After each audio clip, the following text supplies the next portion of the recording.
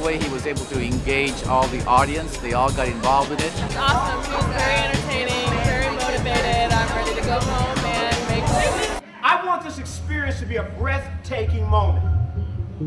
I want you to leave here more determined than ever to not only live your dream, but live out of an authenticity and integrity with who you really are. This will be the greatest moment of my life. Now, why didn't I say this can be? Because I know that you can. The word American ends with I can. I know what you can do. The question is not whether you can do it. The question is, will you?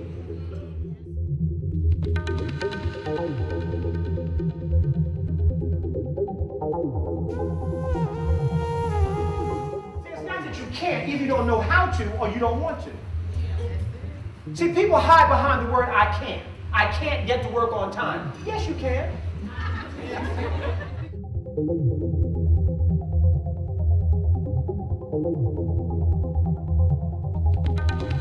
I had somebody that cared about me, that looked into my eyes. Because see, I was a very dysfunctional child. They didn't have the terminology ADD and ADHD. They said the boy is crazy. But I had somebody that looked at me and said, you're going to be something. It was my foster parent. I called her on Thelma. And she says, boy, you're going to be something if I got to kill you. You're going to be something. Maybe I had a Thelma in life. You're going to be something. I don't care what it takes the last breath in me. You're going to be something, boy. So she looked at me. And John, she said, you know what? You talk a lot. I talked a lot in school. And I spent a lot of my time, unfortunately, in the hallway by myself. You may laugh, but that was very terrifying to me as a child. But you know, sometimes when teachers cannot redirect energy, they label children. I had a gift. I had a talent. They just didn't see it. But then Thelma saw it. She says, you know what, son? She says, let me tell you something. If you're going to run your mouth, you might as well get paid for it. And Thelma spoke to me. She said, listen to me. You're going to be a great elocutionist. And I couldn't pronounce the word elocution, so people asked me what I want to be. I said, I'm going to be a great executioner. I'm going to help a lot of people. Well, Thelma's passed on. And I live in the spirit, and I was raised in the spirit of Goethe that said, treat a child the way that he is. He can only become worse. But treat him as if he were what he could be, and the child becomes what he should be. Isn't that awesome?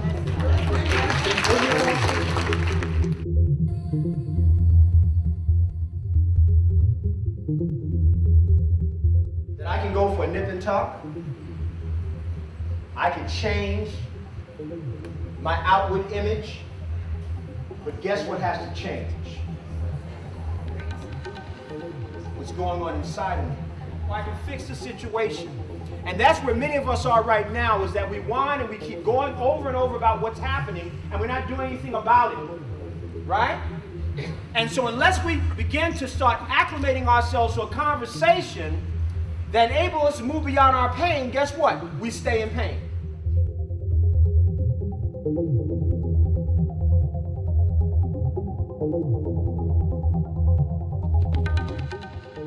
There are people right now that are homes are being foreclosed on. And here you are with a paycheck. I think that's awesome. I think that's wonderful. It's a wonderful thing to be paid. And know that it's going to be there every 2 weeks. It's there. You can grumble, you can moan, but imagine if it wasn't there. Because the fastest way to get back on your feet is to miss 2 car payments. Some of y'all get that on their home.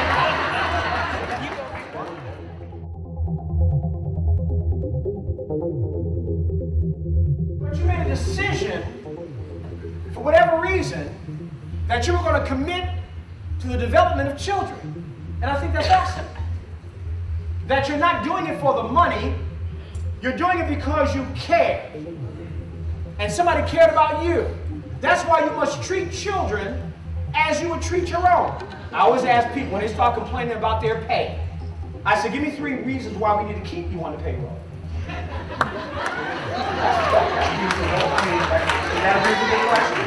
I mean, that's not unfair, is it? go out, Martha, give me a reason. Just give me one reason why we need to keep you on the payroll. See, because there's some people in this program that are doing just enough not to get fired, paid enough not to quit, hanging in there for the dental plan. Now, if you blinking, you the one.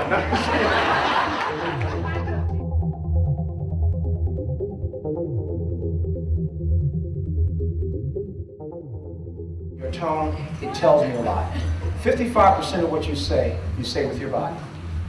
38% is tonality. 7% of communication is words. So when you think about that, words is the least important form of communication. It's what you say with your body. Hi, I'm Marcel Andrews, and I'm on motivation. I'm going to really rock your world. Perfect your craft. No matter what you do, you perfect that. Because your life is really what you make it.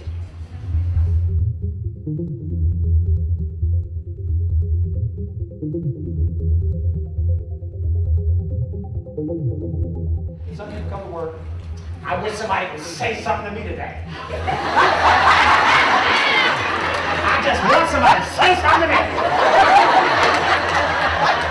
me. Good morning, class. What a way to show up. You know what I discovered? That has everything to do with the stuff that's going on in my life. So what we're going to be able to come to a conclusion today is what we're going to do about it.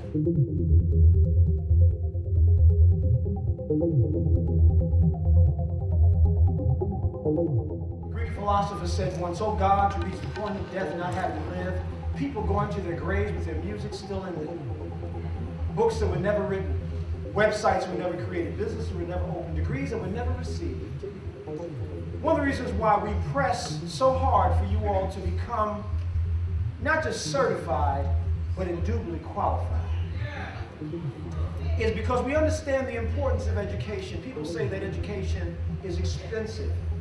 Try ignorance.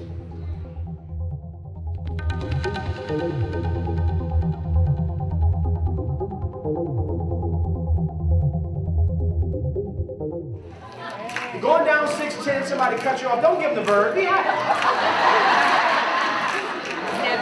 Girl, you want to do the concert, baby.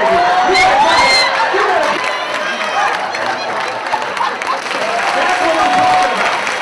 That's the kind of energy that I like to see. Not one boring minute, not one beat was skipped. Arthur's got some wonderful insights, and I think some great advice for all of our employees. Each time I leave more motivated than ever. I mean, I really enjoyed it. I just think it was just awesome, and I want to thank him for entertaining us. The employees loved it. Everybody was standing, dancing, clapping, having fun. It was fantastic.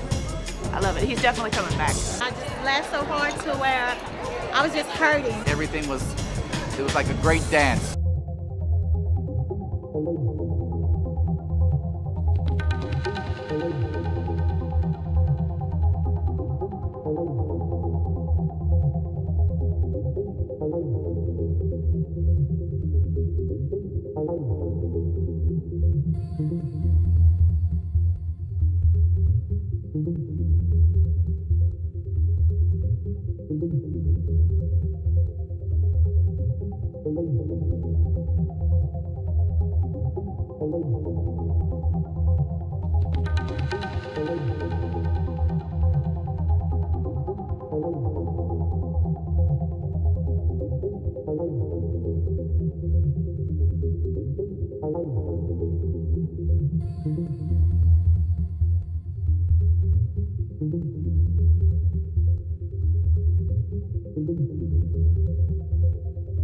Thank you.